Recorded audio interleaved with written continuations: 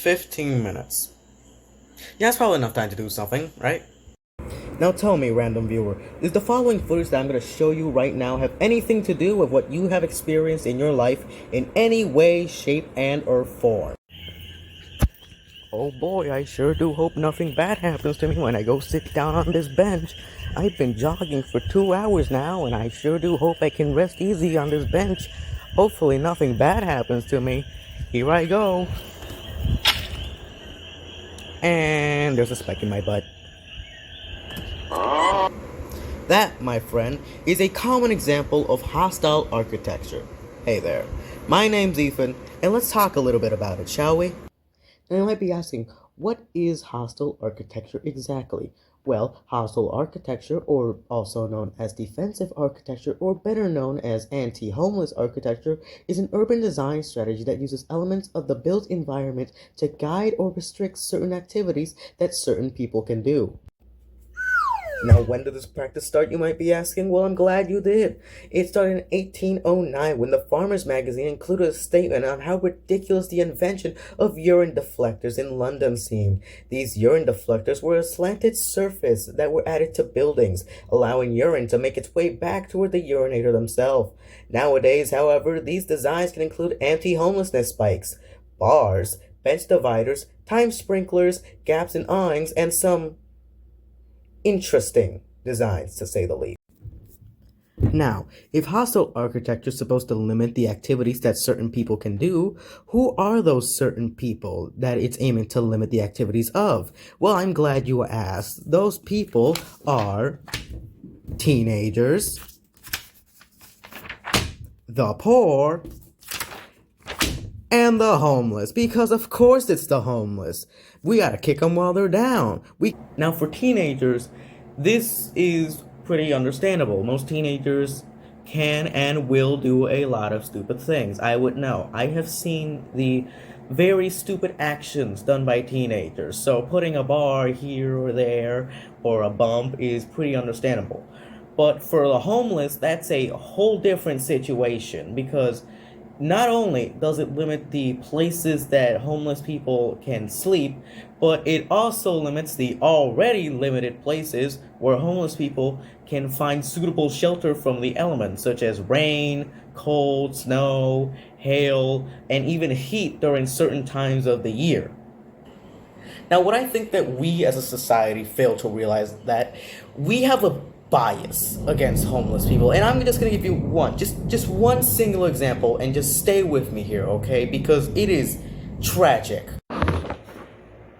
Now, there's a statue called the Homeless Jesus statue, which I'm hopefully putting on screen for you to see right now.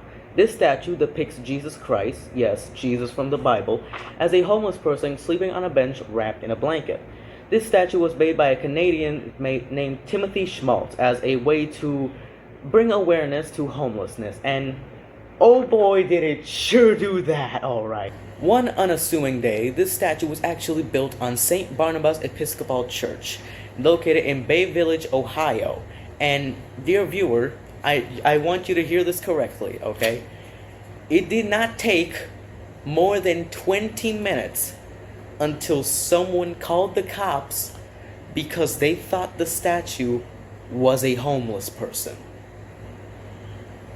I am not joking. Now, a question that I see many people fail to actually ask is, if you have homeless people in your city or neighborhood or country or whatever, why?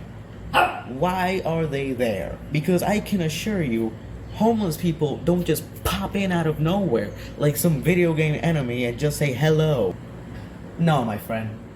Homeless people come from the fact that our society has a problem that our government has failed to realize and has let grow to the exponential level, considering that homelessness has existed for a very, very long time. Who would have thought? Our government failing us for the billionth time already. Now, is there any other solution that we could use that doesn't require the necessity for hostile architecture, you might be asking? Well, yes, there is. There is one solution that I found to be the simplest. Now, don't get me wrong. hostile architecture is a very useful thing if, and I mean if, used correctly, because a couple of bumps and hand railings to deter some skateboarding teenager is very well useful, but using full-blown spikes and very uncomfortable benches to even sit on is just way too much. I present to you affordable housing. Now I know one person out there is gonna say, but the US already has affordable housing. No, no, it does not. It really does not. Because I got two things to say to you. One, what dimension are you living in that the US actually has affordable housing? And two, could you take me and everyone that I know to your dimension? Please, I do not want to live here anymore. Oh God.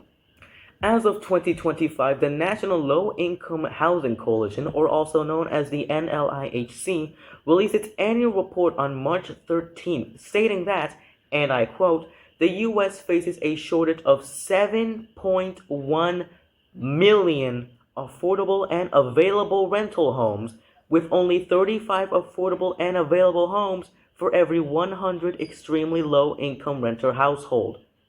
Let me repeat that. Only 35 affordable and available homes for every 100 extremely low income renter household. That is not even 50%.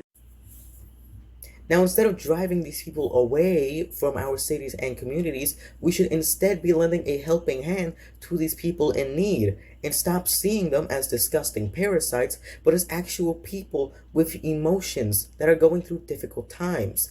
These people not only suffer from the harsh weather conditions that they are forced to endure, but also from the actions of other human beings.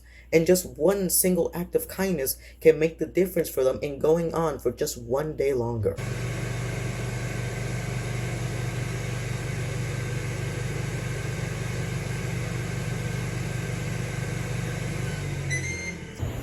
So, dear viewer, now that you know more about hostile architecture, what it is, and the influence that it's had in our society, I hope that you are better able to identify this problem that plagues our society.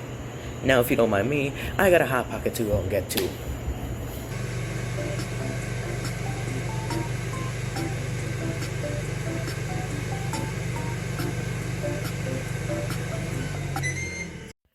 Finally, after so long, I can have my hot.